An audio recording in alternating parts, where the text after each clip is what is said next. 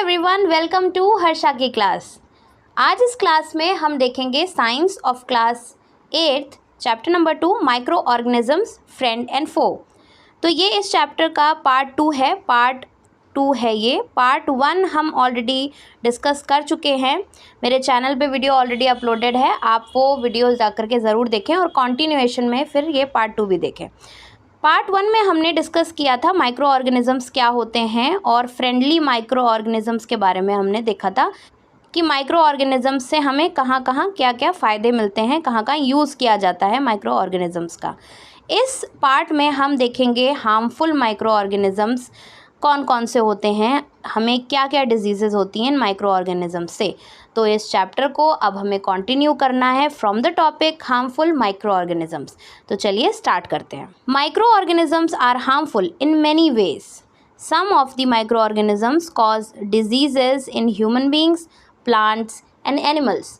तो microorganisms कई तरीक़ों से हमारे लिए हार्मफुल होते हैं। ये कुछ डिजीज़ेज़ स्प्रेड करते हैं और ये diseases human beings, plants, animals किसी को भी हो सकती हैं। Such disease causing micro organisms are called pathogens. तो ऐसे माइक्रो ऑर्गेनिजम्स जो कि हार्मफुल है हमारे लिए, जो कि डिजीज़ कॉजिंग होते हैं, उनको कहते हैं, उनको एक नाम से जाना जाता है pathogens. Some microorganisms spoil food, clothing and leather. तो कुछ ऐसे भी माइक्रो ऑर्गेनिजम्स अवेलेबल होते हैं जो डिजीज़ कॉजिंग तो नहीं होते हैं, बट हाँ उनसे कुछ चीज़ें ख़राब हो जाती हैं, जैसे कि फूड स्पॉइल हो जाता है, खाना सड़ जाता है, ख़राब हो जाता है, क्लोथ्स में अगर मॉइस्चर है, नमी है, तो उस पर भी कुछ ना कुछ माइक्रो ऑर्गेनिजम्स एक्ट करके उसको ख़राब कर देते हैं। चमड़े के जितने भी ऑब्जेक्ट्स होते हैं, चमड़े के सामान, जूते, बैग्स, ये सब भी रेनी सीज़न में इनमें फंगस लग जाता है। तो माइक्रो ऑर्गेनिजम्स ना सिर्फ डिजीज़ कॉजिंग होते हैं, बट कुछ ऐसे भी होते हैं जो चीज़ों को स्पॉइल कर देते हैं। तो अब सबसे पहले हम बात करने वाले हैं disease causing micro organisms in humans. तो ह्यूमंस को कौन कौन से माइक्रो ऑर्गेनिजम्स अफेक्ट करते हैं इन अ हार्मफुल वे, वो देखते हैं। Pathogens enter our body through air we breathe, the water we drink and the food we eat. तो किस रास्ते से, क्या मोड होता है इनके ट्रांसमिशन का। पैथोजेंस हमने जान लिया कि भाई जो डिजीज़ लेकर के आते हैं वो माइक्रो ऑर्गेनिजम्स पैथोजेंस होते हैं, बट ये हमारी बॉडी में कैसे जाते हैं। तो ये जाने के इनके 3 तरीके हैं। या तो हम जब सांस लेते हैं तो एयर के थ्रू चले जाते हैं, हम पानी पीते हैं, पानी में अगर ये हुए तो पानी जब पियेंगे तो हमारी बॉडी में चले जाएंगे। और फूड, अगर फूड कंटामिनेटेड है, फूड स्पॉइल्ड है, फूड में ऑलरेडी वो माइक्रो ऑर्गेनिज्म अवेलेबल है, तो हम जैसे ही हम वो खाना खाएंगे तो हमारी बॉडी में भी वो माइक्रो ऑर्गेनिज्म चला जाएगा। They can also get transmitted by direct contact with an infected person. अगर कोई ऑलरेडी इन्फेक्टेड पर्सन है, एक ऐसा पर्सन है जिसको कोई डिजीज़ है, माइक्रो ऑर्गेनिजम्स के थ्रू कोई डिजीज़ हुई है, और उसके कॉन्टैक्ट में जब हम आते हैं तो हमें भी या हेल्दी पर्सन को वो डिज़ीज़ होने के चांसेस बढ़ जाते हैं। कुछ माइक्रो ऑर्गेनिजम्स एनिमल्स और इंसेक्ट्स भी उनको कैरी करते हैं। जैसे इसका एक एग्जांपल है हाउस फ्लाइज, है ना, मक्खियाँ होती हैं। मक्खियाँ क्या करती हैं, गंदी चीज़ों पे जब बैठती हैं, वेस्ट प्रोडक्ट्स पे या कूड़े कचड़े में बैठती हैं, तो उन अपने साथ कुछ पैथोजेंस को कैरी कर लेती हैं। अब ये मक्खियाँ जब किसी फूड आइटम में बैठती हैं, जैसे आपने खाना है वो ढक कर के नहीं रखा है, और जब मक्खी बैठती है इस फूड आइटम पे, तो अपने साथ जो डिजीज़ कॉजिंग माइक्रो ऑर्गेनिज्म लेकर के आई है वो उस खाने में चला जाता है। और जब कोई हेल्दी पर्सन उस खाने को खाता है तो वो पैथोजन उस हेल्दी पर्सन की बॉडी में एंटर कर जाता है। Microbial diseases that can spread from an infected person to a healthy person through air, water, food or physical contact are called communicable diseases. तो ऐसी diseases जो कि infected person से ट्रांसफ़र हो जाती हैं healthy person में, वाया किस मोड से ट्रांसफ़र होती हैं, या तो पानी से, हवा से, खाने से, या फिर फिज़िकल कॉन्टैक्ट में आने से। तो ऐसी डिजीज़ेस को हम कम्युनिकेबल डिजीज़ेस कहते हैं। Examples of communicable diseases include cholera, common cold, chickenpox and tuberculosis (TB). तो ये कुछ कॉमन एग्जाम्पल्स हैं डिजीज़ेस के जो कि कम्युनिकेबल होते हैं। कॉमन कोल्ड, जैसे कि if a person is sneezing, किसी को ज़ुकाम होता है और वो स्नीज़ करता है, तो जो फाइन ड्रॉपलेट्स स्नीजिंग के टाइम पे निकलते हैं आपके नॉस्ट्रिल से, उसमें क्या होता है, थाउजेंड्स ऑफ वायरसेस होते हैं, thousands of virus. Can you imagine एक छोटे से ड्रॉपलेट में थाउजेंड्स की संख्या में वायरस अवेलेबल होता है, और ये वायरसेस क्या होते हैं, एयर के कांटेक्ट में आ जाते हैं। अब जब एक हेल्दी पर्सन इस एयर को वाइल ब्रीदिंग कंज्यूम करता है, इनहेल करता है, तो ये वायरस एक हेल्दी पर्सन की बॉडी में एंटर कर जाते हैं। तो इस तरीके से कम्युनिकेबल डिजीजेस ट्रांसफ़र होती हैं। अभी जैसे मैंने बात करी कि कुछ इंसेक्ट्स और एनिमल्स कैरियर होते हैं डिजीज़ कॉजिंग माइक्रोब्स के लिए, जैसे कि हाउस फ्लाइज का हमने एग्जाम्पल देखा। So it is advisable to keep food covered, तो इसलिए ये एडवाइजेबल होता है कि खुला जो भी खाने पीने का सामान है वो हमें नहीं खाना चाहिए, क्योंकि उसमें हाउस फ्लाइज या कोई भी इंसेक्ट बैठ सकते हैं, और इंसेक्ट्स अपने साथ पैथोजेंस को कैरी करते हैं, और ये पैथोजेंस हमारी बॉडी में एंटर कर जाते हैं। Another example of carrier is the female Anopheles mosquito. Female mosquito जिसका नाम होता है एनोफिलीज, ये किसका कैरियर होता है, ये मलेरिया को कॉज करने वाले माइक्रो ऑर्गेनिज्म का कैरियर होती हैं। फीमेल एनोफिलीज मॉस्किटो मलेरिया को कॉज करने वाले माइक्रो ऑर्गेनिज्म की कैरियर होती हैं। सिमिलरली डेंगू वायरस, डेंगू फैलाने वाले जो वायरसेस होते हैं उनको कैरी कौन करती हैं, female Aedes mosquito. Female mosquito जो एडीज़ मॉस्किटो होते हैं वो कैरी करते हैं डेंगू वायरस को।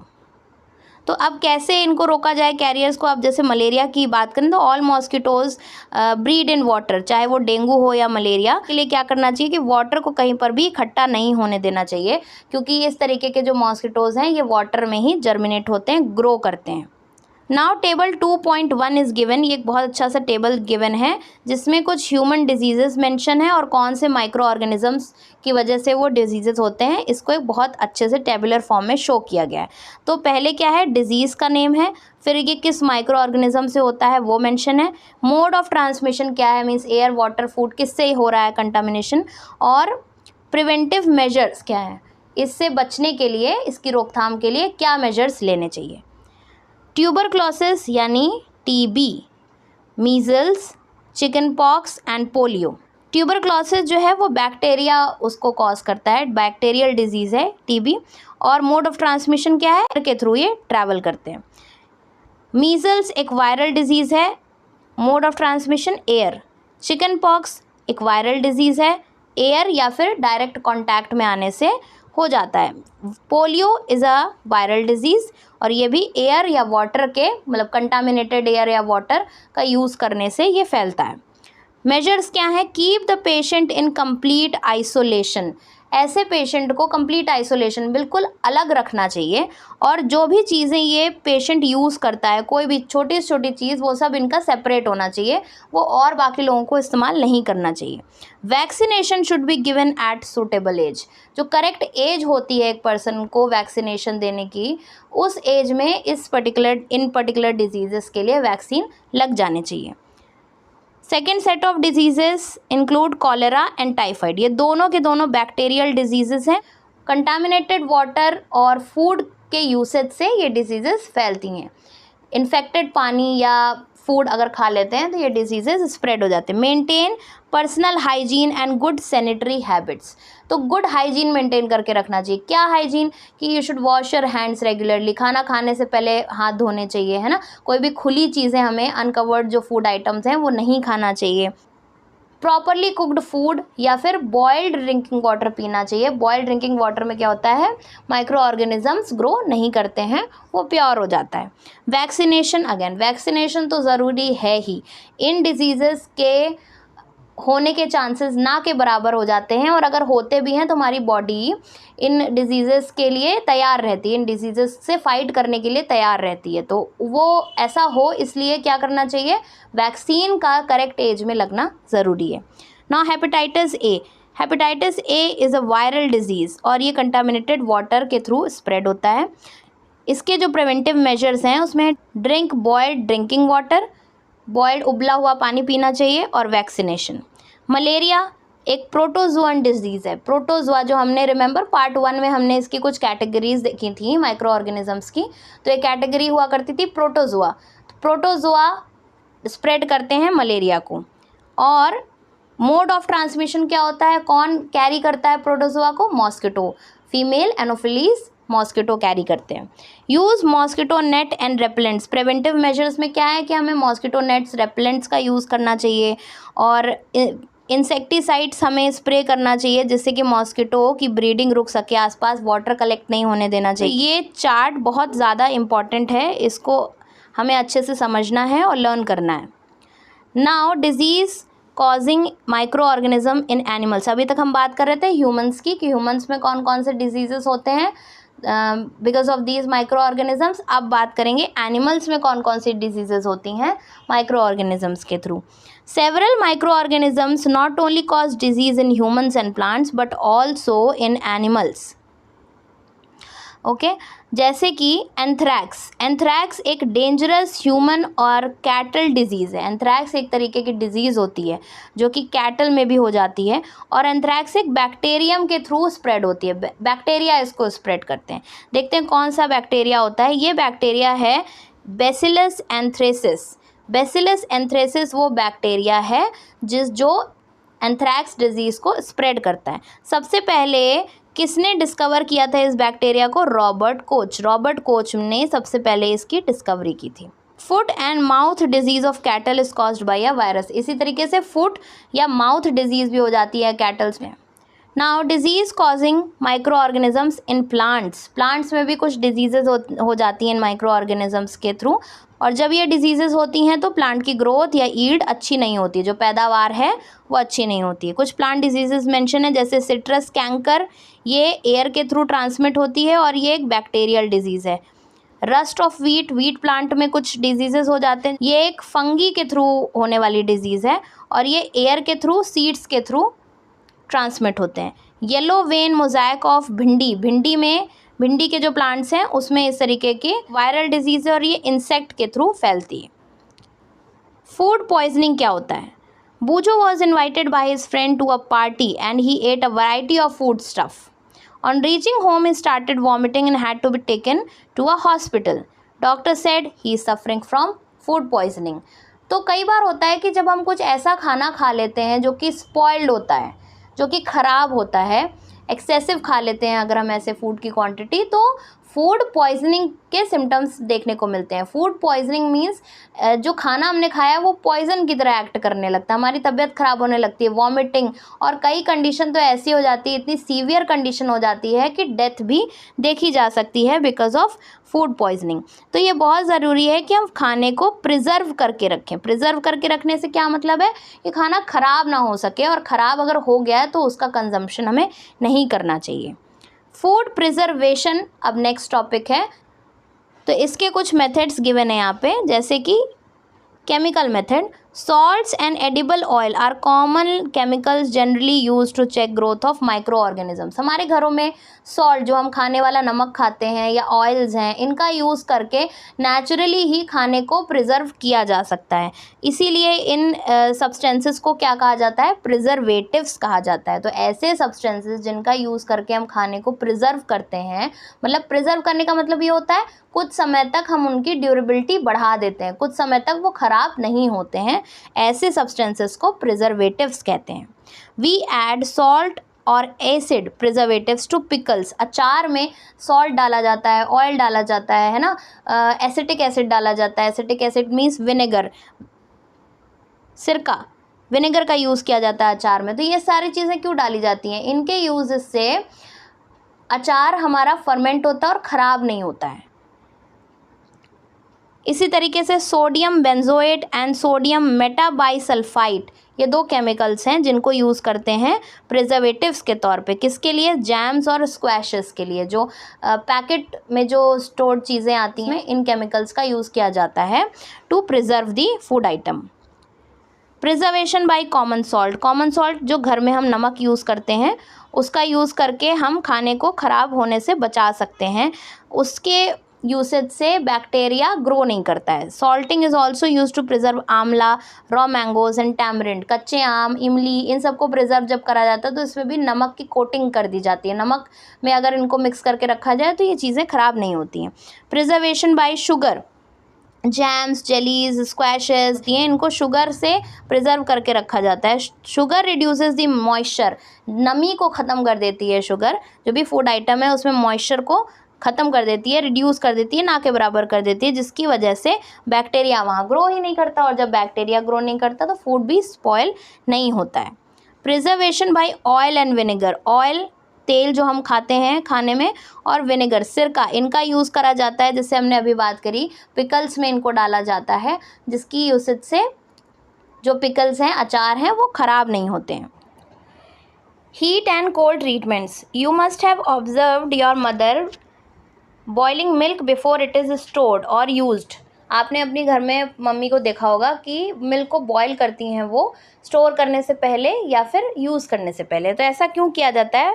Because boiling kills many micro organisms, boiling किसी भी चीज़ को जब आप बॉयल कर लेते हो, उबाल देते हो, तो उसमें माइक्रो ऑर्गेनिजम्स जो हैं वो मर जाते हैं, ख़त्म हो जाते हैं। Similarly we keep our food in refrigerator, refrigerator में बहुत ही लो टेम्परेचर होता है, लो टेम्परेचर में भी माइक्रो ऑर्गेनिजम्स की ग्रोथ नहीं होती है। Why does the milk that comes in packets not spoil, जो मिल्क के पैकेट्स होते हैं उसमें दूध क्यों नहीं स्पॉयल होता है? बिकॉज वो जो दूध होता है वो पैस्चराइज्ड मिल्क होता है। पैस्चराइज्ड मिल्क वो मिल्क होता है जिसको बहुत हाई टेम्परेचर में पहले बॉयल किया जाता है, बहुत हाई टेम्परेचर में हीट किया जाता है, अबव 70 डिग्री सेंटीग्रेड पे इसको हीट किया जाता है फॉर 15 to 30 सेकेंड्स, और इमीडिएटली उसको चिल कर दिया जाता है। पहले तो 15 से 30 सेकेंड तक बहुत हाई टेम्परेचर पे गर्म किया गया, और फिर इमीडिएटली तुरंत ही उसको ऐसे टेम्परेचर में रख दिया जाता है जहाँ पे वो चिल हो जाता है, बहुत ही ठंडा हो जाता है। तो ये जो सडन चेंज होता है ना, from hot to cold, sudden जो चेंज होता है, इसकी वजह से माइक्रो ऑर्गेनिजम्स की ग्रोथ वहाँ पे नहीं होती है। It prevents the growth of microbes. यही जो प्रोसेस है इसको कहते हैं पैस्चराइजेशन, और पैस्चराइजेशन सबसे पहले जिसने डिस्कवर किया था उनका नाम है लुईस पैस्चर। लुईस पैस्चर को हम फर्मेंटेशन के लिए भी जानते हैं, फर्मेंटेशन सबसे पहले डिस्कवर किया था लुईस पैस्चर ने।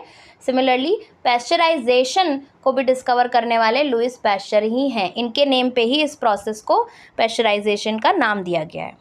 स्टोरेज एंड पैकिंग, स्टोरेज और पैकिंग के लिए जो भी ड्राई फ्रूट्स या वेजिटेबल्स या जो कुछ भी ऐसे एडिबल फूड आइटम्स होते हैं, खाने लायक जो चीज़ें होती हैं, इनको स्टोर किया जाता है एयर टाइट पैकेट्स में। मीन्स इसमें एयर का कॉन्टैक्ट ख़त्म हो जाता है, तो जैसे ही एयर के कॉन्टैक्ट में नहीं रहता है फूड आइटम, तो माइक्रो ऑर्गेनिजम्स पहुँच ही नहीं पाते उस फूड आइटम तक, ग्रो ही नहीं करते हैं वहाँ पे। अब बात करते हैं नाइट्रोजन फिक्सेशन की। नाइट्रोजन फिक्सेशन नाइट्रोजन साइकिल का एक पार्ट है जो कि हम आगे इस चैप्टर में अभी देखेंगे। नाइट्रोजन फिक्सेशन क्या होता है? एक्चुअली जो हमारे एटमॉस्फेयर में नाइट्रोजन अवेलेबल होती है, 78% ऑफ अप्रॉक्सीमेटली नाइट्रोजन अवेलेबल होता है, तो इसका यूज़ प्लांट्स डायरेक्टली नहीं कर पाते हैं। प्लांट्स डायरेक्टली एटमॉस्फेयर से नाइट्रोजन को एब्जॉर्ब नहीं कर पाते हैं, और प्लांट्स को ज़रूरत होती है नाइट्रोजन की to make the nitrogenous food. Plant जो फूड बनाता है, सिंथेसाइज करता है, वो नाइट्रोजन को भी सिंथेसाइज करता है। क्यों नाइट्रोजन का यूज़ करता है? To prepare protein. जितने भी ये लेग्यूमिनस प्लांट्स होते हैं, लेग्यूमिनस प्लांट्स वो प्लांट्स होते हैं, ये कैटेगरी होती है प्लांट्स की जिसमें फलियों में दाने होते हैं। जैसे कि मटर देखा आपने, एक पॉड है ना, फली है, फली में कई सारे अंदर ऐसे दाने हैं। इसी तरीके से सोयाबीन हो गया या चना हो गया, ये सब क्या होते हैं? लेग्यूमिनस प्लांट्स होते हैं, लेग्यूम्स बोला जाता है इनको। ऐसे प्लांट्स की रूट्स में, ऐसे प्लांट्स की जो रूट्स होती हैं उसमें ये बैक्टीरिया रहता है। कौन सा बैक्टीरिया रहता है? राइजोबियम बैक्टीरिया रहता है। जो रूट्स होते हैं लेग्यूमिनस प्लांट्स की, इसमें होता है रूट नोड्यूल्स होते हैं, ऐसे गोल गोल स्ट्रक्चर होते हैं। इन नोड्यूल्स में ही ये बैक्टीरिया रहता है जिसको कहते हैं राइजोबियम। राइजोबियम बैक्टीरिया का क्या काम होता है? ये एटमॉस्फेरिक नाइट्रोजन को, जो कि गैशियस फॉर्म में नाइट्रोजन अवेलेबल है, एटमॉस्फेयर में किस फॉर्म में अवेलेबल है? नाइट्रोजन गैस के फॉर्म में अवेलेबल है। इसको कन्वर्ट कर देता है किसमें? सॉल्यूबल फॉर्म में। सॉल्यूबल मीन्स ऐसे फॉर्म में कन्वर्ट कर देता है, नाइट्रोजनस कंपाउंड बना देता है कि प्लांट उसको ईजिली एब्जॉर्ब कर सके मिट्टी में से।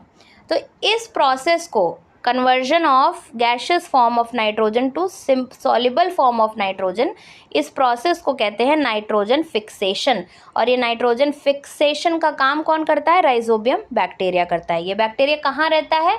इन the root nodules of leguminous plants. क्यों रहता है वहाँ पे? वहाँ पे रहने का कारण ये है कि इस बैक्टीरिया को वहाँ पे रहने की जगह मिलती है, प्लांट उसको रहने की जगह दे रहा है और साथ में फूड भी मिल रहा है बैक्टीरिया को। तो एक तरीके का सिम्बायोटिक रिलेशनशिप क्रिएट हो जाता है। सिम्बायोटिक रिलेशनशिप एक ऐसा रिलेशनशिप होता है जिसमें जो ऑर्गेनिजम्स हैं वो मिलजुल कर रहते हैं, मीन्स आपस में शेयरिंग चलती है उनके बीच में। अब जैसे इस केस में देखा जाए तो बैक्टीरिया प्लांट को क्या प्रोवाइड कर रहा है, नाइट्रोजन, इन रिटर्न उसको शेल्टर और फूड मिल रहा है प्लांट से। तो एक सिम्बायोटिक रिलेशनशिप में ये दोनों रहते हैं। नाइट्रोजन फिक्सेशन का एक और कारण होता है, ये जो नाइट्रोजन फिक्सिंग हमने देखा ना बैक्टीरियाज करते हैं, ये एक और तरीके से भी होता है, लाइटनिंग के थ्रू भी होता है। लाइटनिंग मीन्स जब आसमान में बिजली कड़कती है ना, बिजली चमकती है, बादल गरजते हैं, तो ये इस प्रोसेस में, लाइटनिंग के प्रोसेस में भी नाइट्रोजन फिक्सेशन होता है। कैसे होता है अब हम ये डिटेल में नाइट्रोजन साइकिल में देखेंगे। नाइट्रोजन साइकिल, सबसे पहले साइकिल का मतलब समझते हैं। साइकिल इज़ समथिंग जो कि जहाँ से शुरू हो वहीं पर ही ख़त्म हो, है ना। जहाँ से स्टार्ट हो रहा है कोई प्रोसेस है, वो जहाँ से स्टार्ट हो रहा है और वहीं पर ही आके अगर उसी जगह आकर के ख़त्म हो रहा है तो उसको हम कहते हैं साइकिल, ठीक है। कोई ऐसा प्रोसेस है जो कि साइकिल के फॉर्म में है। तो यहाँ पे हम बात कर रहे हैं नाइट्रोजन की। नाइट्रोजन किस तरीके से पूरे एटमॉस्फेयर में, हमारे पूरे वातावरण में किस तरीके से घूमता है, उसकी हम बात करने वाले हैं। नाइट्रोजन साइकिल की बात करने वाले हैं। Nitrogen is present in are atmosphere approx 78%। हमारे एटमॉस्फेयर में सबसे ज़्यादा जो गैस, अबंडेंस में जो गैस अवेलेबल है वो है नाइट्रोजन। कितना परसेंटेज है, अप्रॉक्सीमेटली 78% हमारे एटमॉस्फेयर में अवेलेबल है। तो क्या रीज़न है कि एटमॉस्फेयर से डायरेक्टली प्लांट्स इनको एब्जॉर्ब नहीं कर पाते हैं? रीज़न ये है कि नाइट्रोजन जो बॉन्ड बनाते हैं अपने एटम्स के बीच में, ये जो दो नाइट्रोजन के एटम्स हैं एक मॉलिक्यूल के अंदर, जो बॉन्ड बनता है वो बहुत स्ट्रॉन्ग बॉन्ड होता है, बहुत ईजिली ब्रेक नहीं होता है। इस वजह से प्लांट्स इनको डायरेक्टली एब्जॉर्ब नहीं कर सकते हैं एटमॉस्फेयर से। सिमिलरली हम लोग भी एटमॉस्फेयर से इसको एब्जॉर्ब नहीं कर सकते हैं, जबकि प्लांट्स, एनिमल्स, ह्यूमन, सबके लिए नाइट्रोजन बहुत ज़्यादा ज़रूरी है। तो कैसे इसको यूटिलाइज़ करते हैं हम लोग, उसी के बारे में ये साइकिल है। नाइट्रोजन साइकिल में कुछ इंपॉर्टेंट स्टेप्स इन्वॉल्व होते हैं जिनको हम देखते हैं वन बाय वन। सबसे पहला जो स्टेप होता है वो होता है नाइट्रोजन फिक्सेशन का। नाइट्रोजन फिक्सेशन के बारे में हम छोटे से पैराग्राफ में कुछ चीज़ें देख भी चुके हैं कि atmospheric nitrogen N2 cannot be utilized by plants and animals directly। Okay, we understood कि क्यों हम डायरेक्टली N2 को एब्जॉर्ब नहीं कर पाते हैं, यूटिलाइज नहीं कर पाते हैं। The gaseous nitrogen is converted into nitrogenous compounds like ammonia and ammonium. तो जब यूटिलाइज नहीं कर पाते हैं डायरेक्टली N2 को, तो क्या होता है, ये जो N2 है जो गैशियस फॉर्म में अवेलेबल है हमारे एटमॉस्फेयर में, ये किस में कन्वर्ट हो जाता है, इनटू अमोनिया या फिर अमोनियम। ये नाइट्रोजनस कंपाउंड्स हैं, मतलब ऐसे कंपाउंड्स जिसमें नाइट्रोजन प्रेजेंट है, ऐसे कंपाउंड्स को हम नाइट्रोजनस कंपाउंड्स कहते हैं। कौन से नाइट्रोजनस कंपाउंड में कन्वर्ट होता है, अमोनिया में या फिर अमोनियम में, NH3 या फिर NH4, ठीक है। तो ये इन दोनों कंपाउंड्स में कन्वर्ट होता है। किसके हेल्प से कन्वर्ट होता है, हमने बात करी थी राइजोबियम बैक्टीरिया की। राइजोबियम बैक्टीरिया वो बैक्टीरिया होता है जो गैशियस नाइट्रोजन को कन्वर्ट करता है इनटू द सॉल्युबल फॉर्म। एक और प्रोसेस होता है नाइट्रोजन फिक्सेशन में जो हेल्प करता है वो होता है लाइटनिंग। जब भी बादल आपस में टकराते हैं, लाइटनिंग होती है ना, थंडरस्टॉर्म होता है, बिजली चमकती है, बादल जब गरजते हैं तो बहुत हाई टेम्परेचर क्रिएट हो जाता है एटमॉस्फेयर में, बहुत हीट प्रोड्यूस होती है। उस हीट की वजह से क्या होता है, नाइट्रोजन में जो स्ट्रॉन्ग बॉन्ड्स होते हैं वो टूट जाते हैं अपने आप, और ये नाइट्रोजन रेन ड्रॉप्स के हेल्प से, जब बारिश होती है तो ये नाइट्रोजन उसमें डाइल्यूट होके, डिज़ोल्व होके ये मिट्टी तक, नीचे लैंड तक ये पहुंच जाते हैं। तो या तो लाइटनिंग के थ्रू नाइट्रोजन फिक्सेशन होता है या फिर राइजोबियम बैक्टीरिया, इस तरीके से और भी बैक्टीरियाज होते हैं, उनकी हेल्प से नाइट्रोजन फिक्सेशन होता है। तो फर्स्ट स्टेप कंप्लीट हो गया। क्या हो गया, N2 किस में कन्वर्ट हो गया, अमोनिया या फिर अमोनियम में। Next step is nitrification. अब this ammonia needs to get converted into nitrite and then to nitrate. Ammonia जो होता है वो अभी भी कुछ प्लांट्स उनको एब्जॉर्ब नहीं कर पाते हैं। अमोनिया हाईली टॉक्सिक होता है कुछ प्लांट्स के लिए, तो ये अमोनिया किस में कन्वर्ट किया जाता है, इनटू नाइट्राइट और उसके बाद नाइट्रेट में। Nitrite is NO2 minus and nitrate is NO3 minus. तो पहले नाइट्राइट में चेंज होता है अमोनिया, फिर उसके बाद नाइट्रेट में। कौन कन्वर्ट करता है अमोनिया को नाइट्राइट या नाइट्रेट में? Nitrifying bacterias, Nitrosomonas. नाइट्रोसोमोनास एक नाइट्रीफाइंग बैक्टीरिया है और ये प्रोसेस क्या हो गया? नाइट्रीफिकेशन। थर्ड प्रोसेस है एसिमिलेशन।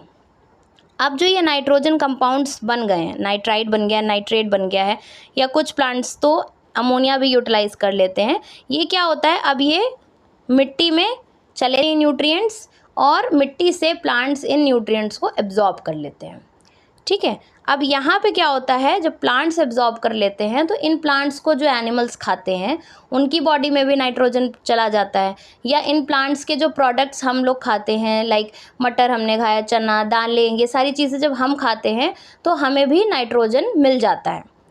तो इस तरीके से प्लांट्स, एनिमल्स सभी की बॉडी में नाइट्रोजनस कंपाउंड्स अवेलेबल होते हैं। इस प्रोसेस को कहते हैं assimilation. The utilization of nitrogenous compounds is called assimilation. Animals और प्लांट्स जब यूटिलाइज करते हैं नाइट्रोजनस कंपाउंड्स को, अब नाइट्रोजन एक ऐसे फॉर्म में बदल गया है कि प्लांट्स उसको एब्जॉर्ब कर सकते हैं, एनिमल्स उसको एब्जॉर्ब कर सकते हैं, यूटिलाइज कर सकते हैं। तो इस प्रोसेस को कहते हैं assimilation. Fourth step is ammonification. Now dead plants and animals और द एनिमल एक्सक्रीटा, कुछ प्लांट्स, जैसे प्लांट्स भी डिके करने लगते हैं, ख़त्म होने लगते हैं, सड़ने लगते हैं, इसी तरीके से एनिमल्स भी मर जाते हैं। जानवर जब मर जाते हैं तो वो डिके करने लगते हैं ना, सड़ने लगते हैं। एंड ये जो नाइट्रोजनस कंपाउंड्स इनकी बॉडी में होते हैं, ये जब कन्वर्ट होते हैं, कौन कन्वर्ट करता है इनको? बैक्टीरिया या कुछ फंगी, कुछ बैक्टीरिया और फंगी इसमें क्या करते हैं? काम करते हैं। माइक्रो ऑर्गेनिजम्स क्या करते हैं? डेड और डिकेइंग मैटर पे काम करते हैं, उसको और तोड़ते हैं, डिकम्पोज करते हैं, सड़ाते हैं, और सड़ाने के बाद जो भी ये कन्वर्जन होता है, ये जो भी सब्सटेंस बन जाता है वो जा करके वापस से मिट्टी में मिल जाता है। अब यहाँ पे क्या हो गया? जो नाइट्रोजनस कंपाउंड्स हैं वापस किस में कन्वर्ट हो जाते हैं? अमोनिया में कन्वर्ट हो जाते हैं। तो आप देख रहे हैं कि प्रोसेस वापस से पहले की तरह चल रहा है। मतलब पहले क्या हुआ था? नाइट्रोजन कन्वर्ट हो गया था अमोनिया में, अमोनिया कन्वर्ट हो गया था नाइट्राइट या फिर नाइट्रेट में। अब क्या हो रहा है? वापस से जो नाइट्रोजनस कंपाउंड्स हैं, नाइट्राइट या नाइट्रेट, किस में कन्वर्ट हो रहा है? अमोनिया में। अमोनिया में कन्वर्ट हो गया। अब अमोनिया कहाँ चला गया? सॉइल में चला गया। यहाँ से फिर प्लांट्स इनको यूटिलाइज करेंगे। फिर क्या होगा? डीनाइट्रिफिकेशन का प्रोसेस आता है। डीनाइट्रिफिकेशन में क्या होता है? इन दिस प्रोसेस नाइट्रेट्स या फिर नाइट्राइट्स, जो नाइट्रेट्स और नाइट्राइट्स हमारी बॉडी में जो अवेलेबल होते हैं या जो मिट्टी में पहुंच जाते हैं, gets converted into gaseous nitrogen. ये वापस से गैसियस नाइट्रोजन में कन्वर्ट हो जाते हैं। कैसे कन्वर्ट हो जाते हैं? इनमें कुछ डीनाइट्रीफाइंग बैक्टीरिया काम करते हैं। कुछ डीनाइट्रीफाइंग बैक्टीरिया अवेलेबल होते हैं सॉइल में, जो वापस से नाइट्रोजनस कंपाउंड्स, जो भी नाइट्रेट या नाइट्राइट है मिट्टी में, उसको कन्वर्ट कर देता है किसमें? N2 में, मीन्स एटमॉस्फेरिक नाइट्रोजन में कन्वर्ट कर देता है, गैस में कन्वर्ट कर देता है नाइट्रोजन को। और ये गैस कहाँ चली जाती है? वापस से एटमॉस्फेयर में। तो ये पूरी साइकिल कंप्लीट हो गई। इसी वजह से एटमॉस्फेयर में जो परसेंटेज है नाइट्रोजन का वो कांस्टेंट रहता है, क्योंकि जितना भी यूटिलाइज होता है वो वापस से कहीं ना कहीं से प्रोसेस होके वो वापस एटमॉस्फेयर में ही चला जाता है। अब अगर हम इसी स्टेप को, ये सारे जितने स्टेप्स हमने देखे हैं, इनको हम पिक्टोरियल फॉर्म में देखें तो इसको हम ऐसे समझते हैं, जैसे एटमॉस्फेरिक नाइट्रोजन जो कि हमारे एटमॉस्फेयर में प्रेजेंट है। नाइट्रोजन फिक्सेशन के प्रोसेस में क्या होता है कि ये एटमॉस्फेरिक नाइट्रोजन N2 किस में कन्वर्ट हो जाता है? अमोनिया या फिर अमोनिया आयन में, अमोनियम में। फिर उसके बाद क्या होता है? नाइट्रिफिकेशन का प्रोसेस होता है, जिसमें अमोनिया या अमोनियम किस में कन्वर्ट हो जाता है? नाइट्राइट या फिर नाइट्रेट में। ये जैसे ही कन्वर्जन होता है तो ये कहाँ चला जाता है? सॉइल में पहुंच जाते हैं ये nitrogenous compounds, it reaches to soil. यहाँ क्या होता है? प्लांट्स इस नाइट्राइट या नाइट्रेट को यूटिलाइज कर लेते हैं, एब्जॉर्ब कर लेते हैं। प्लांट्स के बाद एनिमल्स और ह्यूमंस भी इनको यूटिलाइज कर लेते हैं। इस प्रोसेस को हम कहते हैं एसिमिलेशन। एसिमिलेशन के प्रोसेस के बाद कौन सा प्रोसेस आता है? अमोनिफिकेशन। इसमें क्या होता है? जब यही प्लांट्स और एनिमल्स डेड हो जाते हैं या फिर इनके जो वेस्ट प्रोडक्ट्स होते हैं ये जब डिकम्पोज होते हैं तो वापस से जो नाइट्रोजनस कंपाउंड्स हैं वो किस में कन्वर्ट जाते हैं? अमोनिया में या फिर अमोनियम में। इसलिए इस प्रोसेस को हम कहते हैं अमोनिफिकेशन। इसके बाद जो नेक्स्ट प्रोसेस होता है और जो लास्ट प्रोसेस होता है वो होता है डीनाइट्रिफिकेशन। डीनाइट्रिफिकेशन में क्या होता है? जो नाइट्रेट्स अवेलेबल होते हैं सॉइल में, यानी NO 3 माइनस जो अवेलेबल होते हैं सॉइल में वो कन्वर्ट हो जाते हैं वापस से गैशियस फॉर्म ऑफ नाइट्रोजन में, यानी कि N2 में। कौन कन्वर्ट करता है? डीनाइट्रीफाइंग बैक्टीरिया जो कि सॉइल में अवेलेबल होते हैं, वो इसको वापस से गैशियस फॉर्म में कन्वर्ट कर देते हैं। अब क्योंकि ये गैशियस फॉर्म में कन्वर्ट हो गया तो ये वापस से एटमॉस्फेयर में चला जाता है, nitrogen reaches back to the atmosphere. तो ये पूरी एक साइकिल है जो कंप्लीट हो गई, जहाँ से शुरू हुई थी वहीं पर ख़त्म हो गई है। इसी को हम कहते हैं नाइट्रोजन साइकिल। तो नाइट्रोजन साइकिल के साथ अब हमारा ये चैप्टर का कंप्लीट एक्सप्लेनेशन फिनिश होता है। पूरे चैप्टर में अगर कहीं आपको कोई डाउट हो तो कमेंट सेक्शन में अपने डाउट्स मेंशन करिए, मैं वो डाउट सॉल्व करूँगी। वीडियो अच्छी लगी हो तो लाइक करिए, अपने फ्रेंड्स के साथ इस चैनल को शेयर करिए, सब्सक्राइब करिए चैनल को, और मैं मिलती हूँ अपनी नेक्स्ट क्लास में आपसे। Till then bye.